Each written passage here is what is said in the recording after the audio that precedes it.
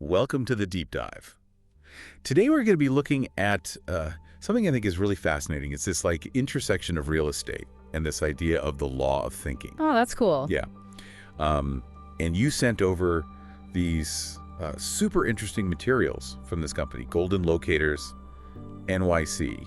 And it looks like they're really into this stuff, weaving in Bob Proctor and Mary Morrissey and their ideas from working with the law, right into how they approach, real estate. It really does feel like a unique approach. I mean, especially when so much of real estate is just focused on transactions, right? But they really emphasize transformation and connection and community. Totally. It suggests they're thinking about success in a deeper way, like one that aligns with these universal laws and personal growth and all that. Right. So we're going to be diving into some of those big concepts today, right?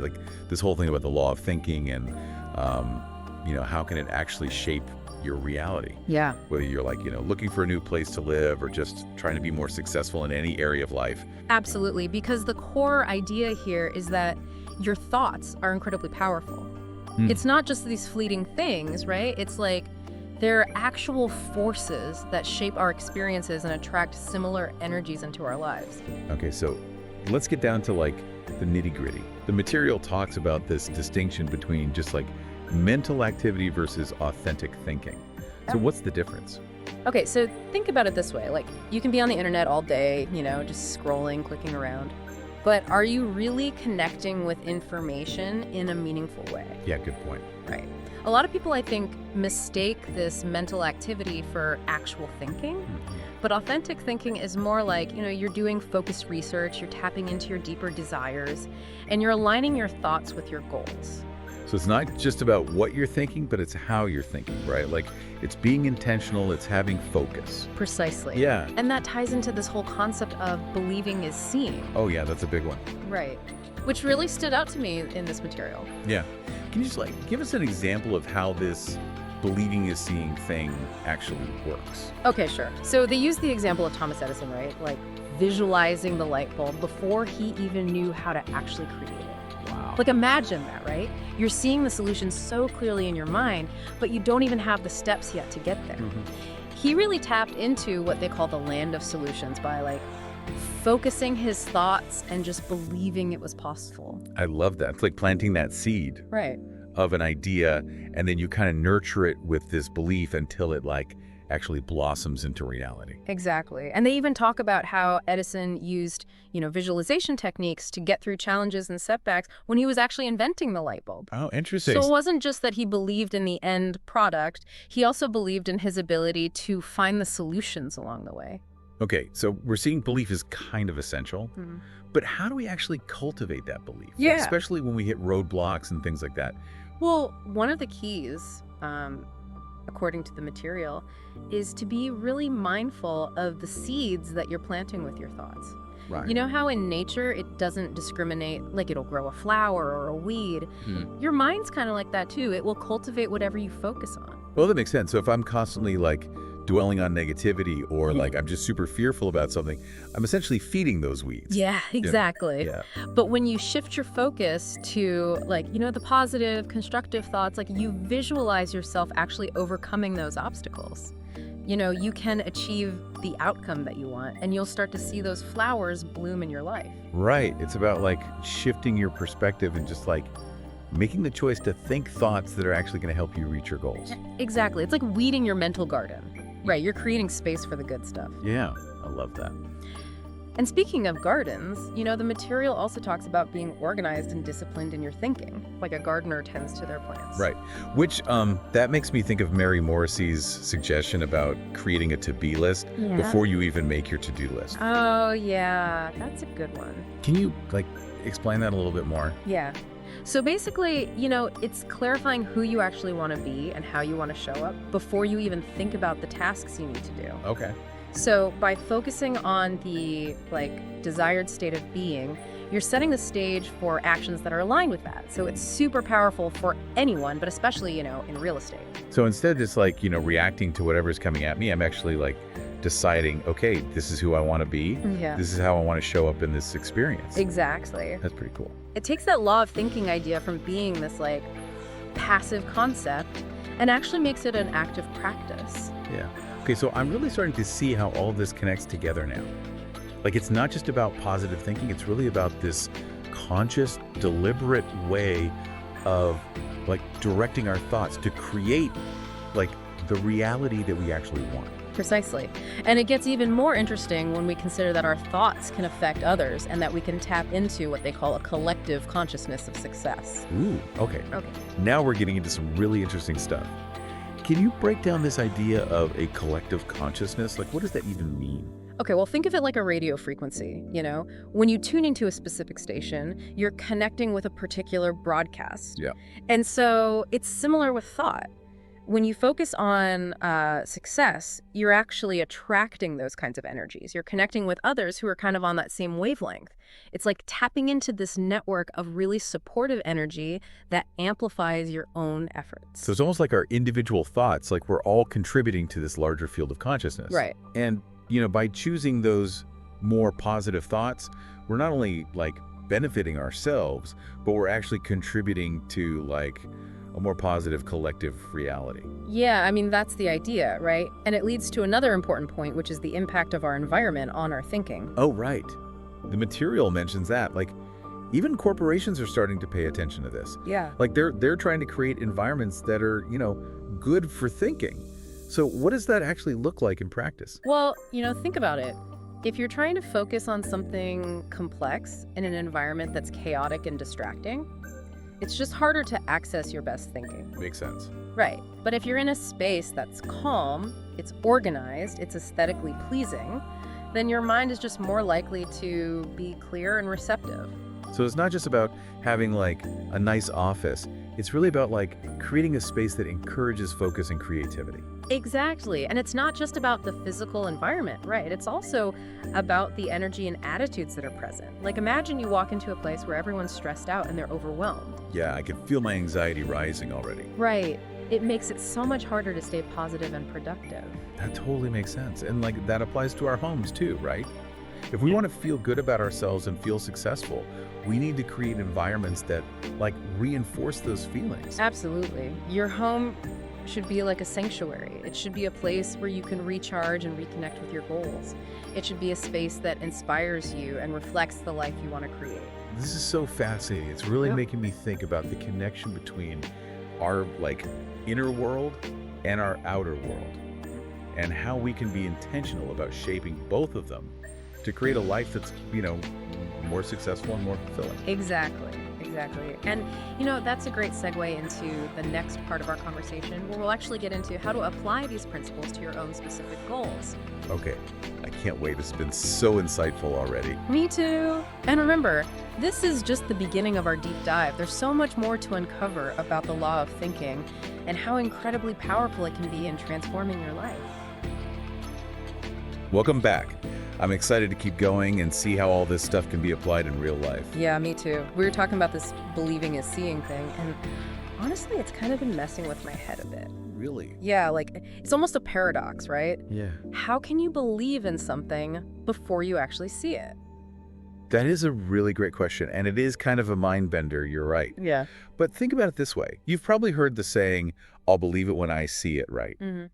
Well, the law of thinking basically flips that on its head and says you'll see it when you believe it. Okay, so it's not about waiting for proof. It's more about, like, creating the conditions for the proof to show up. Exactly. And the source material actually gives some pretty good examples of this in action. Okay, like what?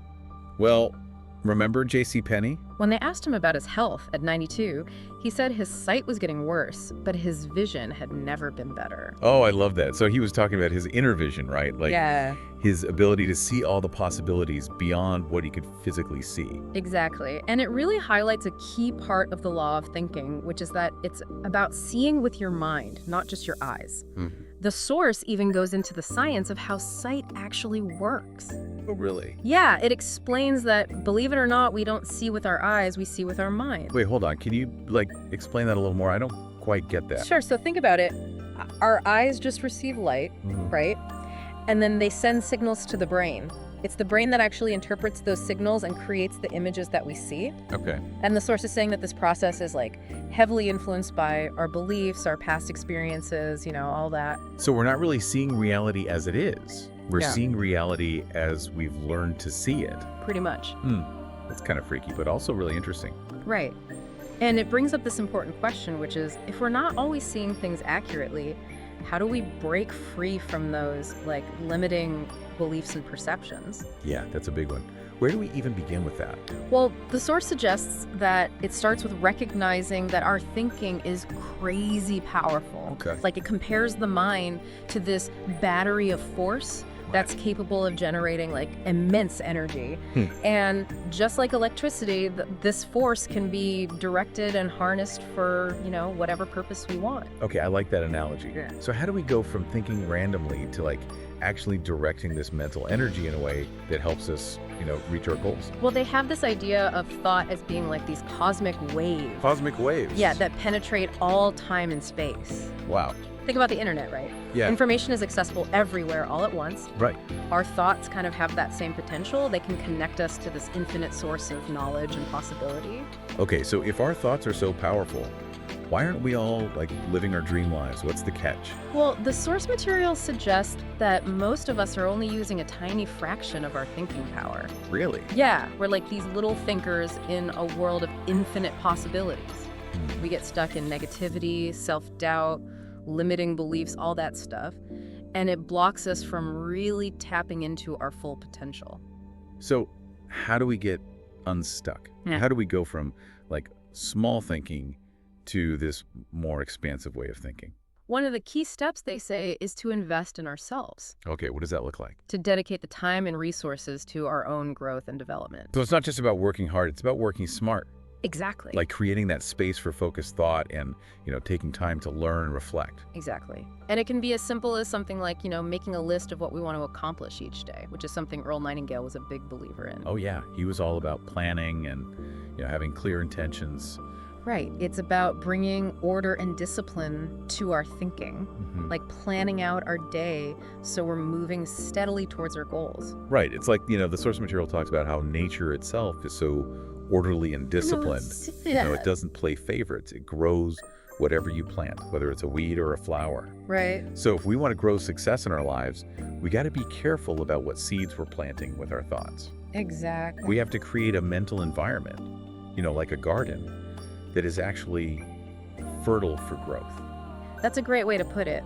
And just like a gardener tends to their plants, right? Weeding out the stuff they don't want, nurturing the plants that they do want, we need to do the same thing with our thoughts. So weed out the negative and nurture the positive. Exactly. And it all comes back to that idea of believing is seeing, Right. If we believe in ourselves and we can visualize our goals, then we're creating the conditions for success to flourish. It becomes like a self-fulfilling prophecy. Exactly. And that belief, that positive energy, can be contagious. Oh, right. Like attracts. Exactly. When we're thinking those successful thoughts, we attract other people who are on the same path, right? We create this collective energy that amplifies our own individual efforts. So it's not just about like personal success. Yeah. It's about creating this ripple effect of positive change out in the world too. Exactly. And that brings us to a really crucial aspect of the law of thinking, which is the power of choice. Okay. We have the power to choose our thoughts, to decide how we show up in the world. Yeah, it's so easy to just get swept up in the day-to-day and just, let our thoughts go wherever. Right. And just react rather than respond. Yeah, absolutely. But what this reminds us is that we're not victims of our circumstances. We actually have the power to create our reality one thought at a time. Wow, that's powerful. And it all comes from understanding this law of thinking, right? Yeah. Like recognizing that our thoughts aren't just these passive things. They're active forces that are shaping our experience and attracting those similar energies. Exactly. So if we want to change our lives, we have to change our thinking. It's as simple and as profound as that. This deep dive has been such a revelation. There's so much wisdom packed into this material. There really is. What has really stuck with you? Like what has stood out the most? One of the things that keeps coming back to me is this emphasis on like directing our thoughts. It's not enough to just think. Right. We have to think constructively, purposefully. It's like we have this really powerful tool. Right. But it's up to us to learn how to actually use it effectively. We can build amazing things, We can also create chaos, Yeah. if we're not careful. Exactly. And that reminds me of another big idea from the source material, which is the importance of order and discipline in our thinking. Oh, yeah. They talk about how nature itself is so orderly and disciplined and how we can learn from that.